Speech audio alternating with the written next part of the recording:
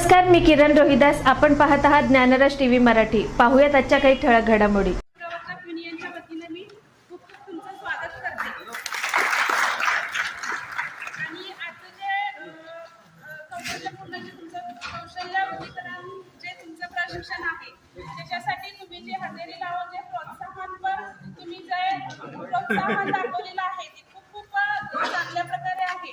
परंतु बंधू आणि भगिनींना विनंती करावीशी वाटते की आता तुम्ही आज शासनाचं काहीतरी आपल्याला भत्ता मिळणार आहे म्हणून आज मोठ्या संख्येने हे उपस्थित राहिलेला आहे, बरोबर आहे की नाही? परंतु ज्या आपल्या शासनाच्या ह्याच योजना आहेत ह्या योजना पुढं भविष्यामध्ये कायमस्वरूपी राहाव्या आणि ही योजना आहे बांधकाम कामगाराची ती ही कायमस्वरूपी राहिली पाहिजे.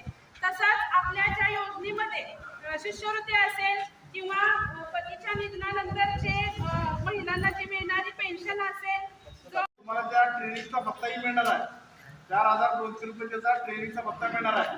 त्यामुळे एक आपण 8 तासात ट्रेनिंग तासभरात संपणार आहे. त्यामुळे तासभर सगळ्यांनी तुमचे आधार कार्ड, बँक पासबुक आणि फोटो सर्वांनी तिथं नोंदणी करायची. परत तिथं ट्रेनिंग झाल्यानंतर तिथं परत तिथं नाव लिहिलं जाईल. तुमचं सगळ्यांनी आपल्याला दिलं पाहिजे. दिल्यानंतर तुमच्या अकाउंटमध्ये पैसे जमा होणार आहेत. पैसे लगेच होणार त्या प्रस्तावावर दिल्यानंतर महिन्यावर तुमच्या आठवडे अकाउंटला पैसे ते जमा होणार आहे.